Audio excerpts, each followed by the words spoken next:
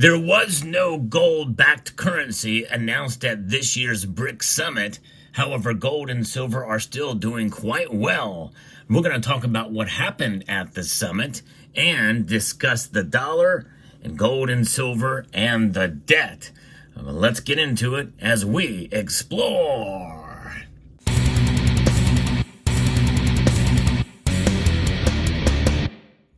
There is a dynamic shift occurring in the order of things around the world, especially with regards to the threat to the dominance of the dollar and what BRICS nations want to do to try to compete with it and the Western nations in general.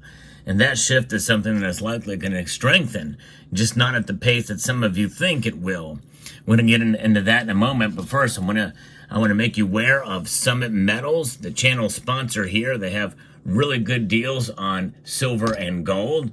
So I encourage you to check out summitmetals.com for the latest deals that they have, as well as good customer service. That's summitmetals.com.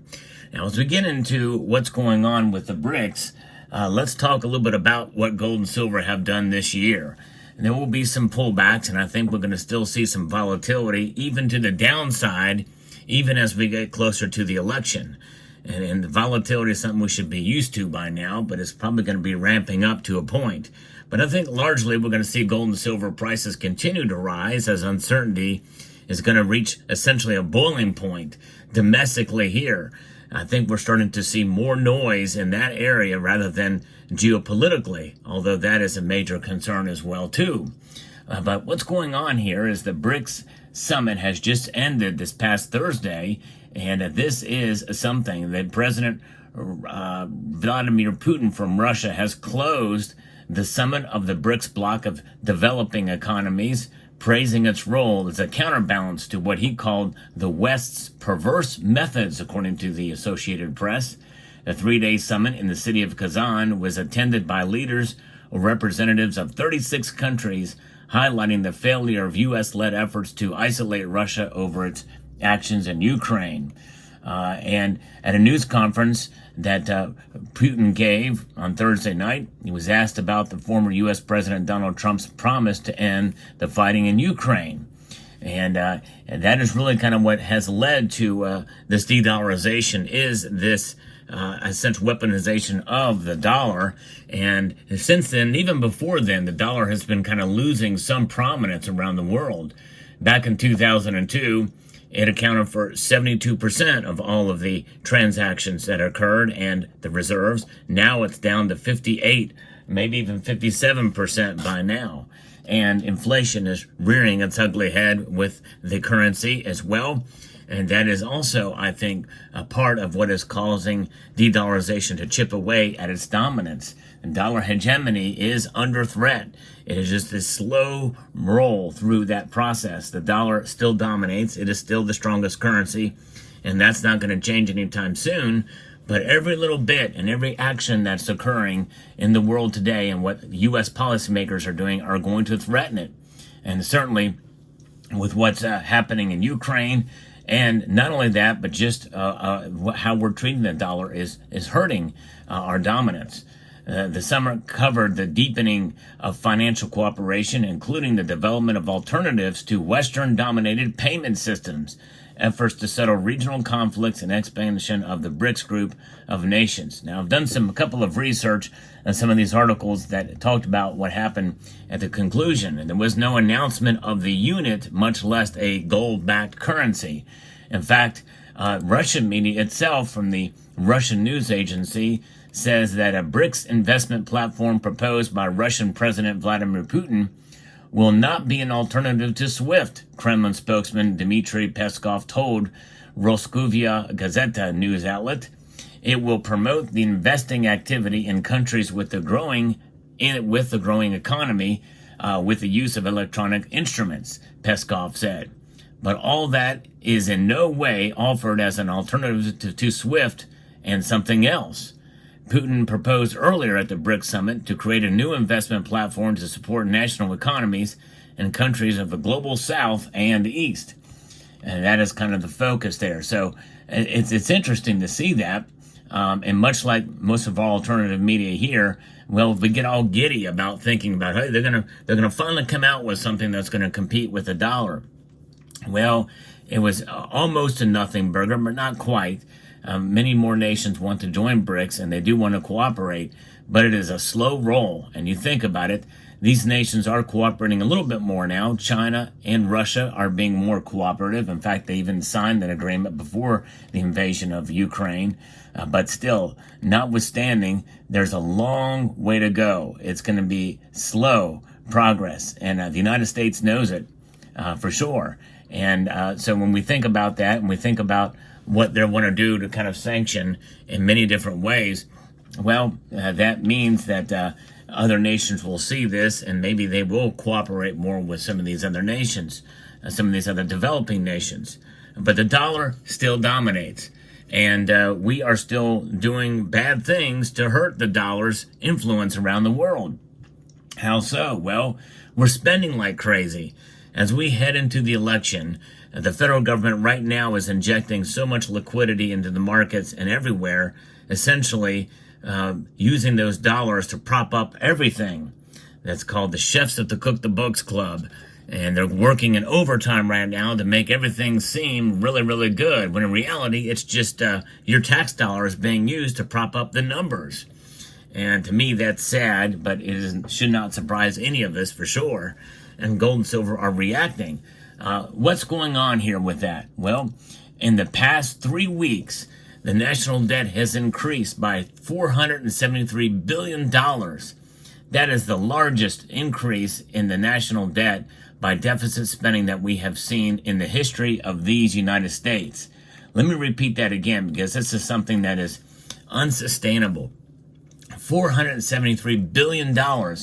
Not in the past month, which I actually mistakenly thought that was the case before, and I previously had said a lower number, but that's $473 billion over the last 3 weeks. That's insane. And that is what they're doing. And essentially, my feeling is it's almost like they're trying to crash the dollar, but it's not happening. I don't think it's going to take, I think, more than that to do it, because, well, people have trust and faith in it. In fact, even if you buying precious metals, we use dollars to make our purchases, but we also have these precious metals to save us from a time when there's less faith, much less faith in the dollar. But that's a long time coming down the road. But another thing that people are worried about is what could happen very, very quickly. Could there be a collapse in faith in the dollar's dominance? And could it happen very quickly? I kind of doubt it, but there is a slight possibility. I don't want to rule it out at this point. And this is really kind of the first time that I've entertained such a notion because of what we're doing here. What will our allies think of this? And much less our enemies. And I guess you would consider the BRICS nations mostly enemies of the United States in that regard. But what about our allies, about what we're doing with the dollar? And many of them are doing some of the same thing as well, too. So it's very, very difficult to really get a handle on where things are going to go in terms of how the dollar's strength is compared to other currencies. And the dollar strength is something that we have to take into account and consider here. The dollar strength has been doing well.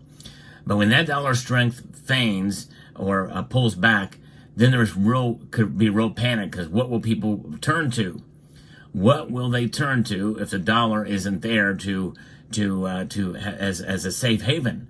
And you think about it, the dollar strength, it really is a safe haven in a stock market massive downturn. I won't say collapse, but whenever we saw like what we saw previously, the dollar essentially becomes where people move to. They put a lot of their money into core accounts. Even with the ETFs and things like that, with commodities and especially precious metals, and when they sell off, as they typically do in cases like that, what we saw in March of 2023 or 2020, and also earlier this year, people move to cash and core accounts. If the dollar strength moves below a certain level, what is that going to do to gold and silver? I think that they will be the new alternative to the dollar. People will move to those safe haven assets instead of the dollar. And then it's going to be a big game changer, folks. And we've not seen that yet. Even amidst record high gold prices nominally and higher silver prices. We could come into a point in time, and it may be even sooner than we think, that the next big drop in the stock market could lead to people moving to gold and silver as safe haven assets instead of the dollar in a panic run, so to speak. And it seems like that's what should be happening anyway, but it's not. So keep that in mind. Now, as you look here at the display, and you look about what the United States has in terms of gold compared to other nations around the world, this is a Russian coin. These are, well, it's a Soviet coin, and these are Chinese coins. And this is 2 U.S. 1-ounce coins. And we got a lot more gold here than those other nations have, by far, according to official numbers, if you believe them. And I've got to always throw that in there because there are some who do not believe we actually have the gold. And I can partially understand that because we've not actually had an open audit of those since 1953. The media opening of the doors to allow people to see the gold was not an audit. But nonetheless, the gold and silver, metals that certainly have protected our wealth, and we have the strength of gold behind us. Even though we don't have a gold-backed currency, we've got the most gold here. So in some ways, really in a sense, that is kind of what is leading to some of the strength of the dollar, hearkening back to the Bretton Woods system that we had. Could we essentially move back to a Bretton Woods type of situation before, where, hey, we will not have direct convertibility from the dollar to gold, but we can say, hey, if you hold dollars, we will back it up by gold, by the gold that we have in our vaults. That is something we could potentially turn to as a part of a shift into a central bank digital currency. And maybe that's another topic for another video that I'll float out there. But nonetheless, that is what has happened. Gold and silver doing fairly well amidst some of the volatility, and the debt keeps on growing, and BRICS is strengthening. Let me know what your thoughts are in the comment section down below. Hope you found this video informative, insightful, and educational. Would like to extend a multitude of gratitude to you all for taking the time to watch, and to encourage you to please rate, share, comment, and subscribe.